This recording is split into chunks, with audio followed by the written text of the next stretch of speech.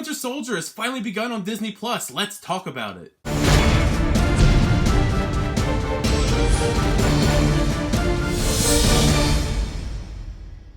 How's everybody? So it's now time to talk spoilers for the first episode of The Falcon and the Winter Soldier on Disney Plus. We just wrapped up WandaVision not that long ago, so we're moving on to the second MCU Disney Plus show. I'm really excited to talk about it, much like I did with WandaVision. I am hoping to do spoiler reviews after each episode drops. If you like talking Marvel, make sure you leave a like on the video and also subscribe to the channel so you can keep up to date with all my discussions about this series and also my movie reviews and all that other stuff on the channel as well. This show is much more the usual MCU style that everyone's accustomed to, and I really like that so far because the actual opening of the episode is probably one of my favorite parts of this episode, involving a rescue mission involving Falcon. The opening definitely felt like it was harkening back to what we got in the opening of Captain America the Winter Soldier, which is ironic because once Falcon gets on that plane, he sees that it's actually Batroc the Leaper who kidnapped this person. We haven't seen George St. Pierre in this role since Captain America the Winter Soldier, so it was kind of fun to see him portray the role again after all these years. The action in this sequence is such a blast to watch, seeing Falcon take out everybody, whether it's actual hand-to-hand fighting inside of the planes or when they jump out of the planes in their squirrel suits and he follows in pursuit. He's fighting helicopters, he's flying around through all these mountains. It was a real blast to watch, and I think that really sets the tone for the type of amazing action sequences we're going to get in the Falcon and the Winter Soldier show. After that, we get this scene between Sam and a guy named Torres, who I'm only going to bring up mainly because he has a big scene later on in the episode. But they talk about the actual villain of this organization called the Flag Smashers, one of the many villains of the shows it seems to be. Interesting just because Flag Smasher is a person in the comics, but now it seems to be like a group of people. But yeah, they seem to be a group of people that they think that life was better when the blip happened and half the people in the universe were gone, and they want to be unified without borders. That seems to be what they're all about. But after that, Sam goes to DC to actually honor Steve Rogers as Captain America, the Smithsonian. We see all in the backdrop, he's holding the shield. It's really crazy, actually, to think that Steve Rogers isn't going to be Captain America anymore. But Sam has a really heartfelt speech that I thought was really beautiful, and he wants to actually give the shield to the Smithsonian, so if he doesn't have the shield anymore, he gives it to them. Also a nice surprise to see Rhodey showed up for this Captain America ceremony. We get more insight into Sam and why he didn't take up the mantle after Steve gave him the shield at the end of Endgame, because he feels it doesn't belong to him. While I don't agree that he doesn't deserve it, I do understand why he doesn't want to have that kind of weight on him, just because Captain America is such a legacy, and I mean, I don't know if he can really take it up at this moment in time, but I think he's going to grow into that as the series goes on and accepts that he's going to have to be the next Captain America. The next scene was a bit jarring to me because it's our introduction to Bucky in the series, and it's him murdering a bunch of people inside of a building, including this guy that's trying to get into his room. But it's not like regular old Bucky that we've seen before in the past. It's old Bucky, you know, when he was the Winter Soldier, when he was mind controlled by Hydra. I did get the tip off because he says Hail Hydra at one point in his massacre, but it ends up being a nightmare sequence anyway. I do like the exploration into Bucky Barnes into the series so far. He's going to therapy. He's trying to make amends for the stuff he's done in his past when he was controlled by Hydra. And I like that he's trying at least to become normal again, or at least as normal as you can be in the situation.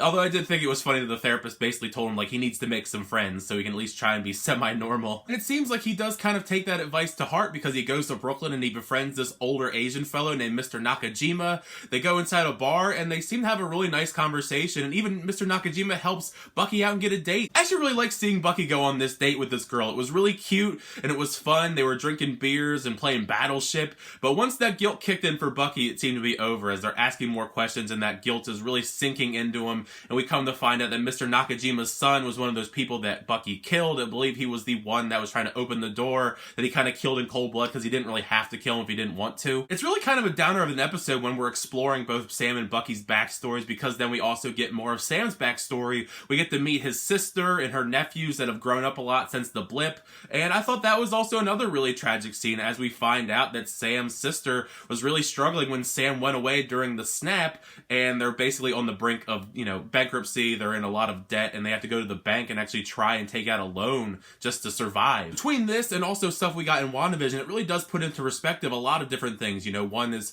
the fact that the blip caused a lot of traumatic things for people that actually didn't get snapped away, you know, going into debt and just having to deal with your loved ones being gone for all these years, and then they pop back up 5 years later. It's kind of weird. Not only that, but a lot of these Avengers don't really seem to be quite well off financially, because it seems like they're or kind of just working for free when it comes to being an Avenger. Unless you're Tony Stark, you really don't have a lot of money behind you, at least it seems like, because Sam seems to be broke. He doesn't seem to have much money. But yet Bucky has money to see a therapist. So, I mean, who knows what the financial gains of some of these Avengers are and how much wealth they have. But back to the Flag Smashers, they seem to be quite a force in this show so far. They break into this building and take a bunch of money out of it, and Torres is there and he's trying to blend in as a fellow Flag Smasher. But this one guy in the group is big and he's enhanced. He seems to be enhanced somehow. He has some sort of superhuman abilities as he just chucks him against the wall. I mean, it was really intense. I have an idea of who he'll probably end up being. But we end the episode on a really good stinger. It seems like all of the MCU Disney Plus shows have a really good stinger at the end of every episode. The Department of Defense is on the TV. They're announcing that we're going to have a new Captain America. And out walks a new guy as Captain America. And I believe he's actually John Walker from the comics, who is U.S. Agent. I actually think that he was that enhanced Flag Smasher guy. So it'll be intriguing to see how John Walker plays out in this storyline. Because I do know a little bit about U.S. Agent from the comics. He is also superhuman enhanced, but I don't know where they're going to take the character in the MCU. I mean, it's a new Captain America. I think that's going to be really jarring for both Sam and Bucky, because they didn't seem too fond of it, at least in the very brief glimpse that we got at the end of this episode. I really like that the episode gave us a lot of character development for Sam and Bucky that we haven't gotten too much of in previous MCU entries. It's a good setup for the rest of the season. We got 5 episodes left after this, so there's still plenty of time to develop all the amazing stuff that we probably saw from the trailers, of course.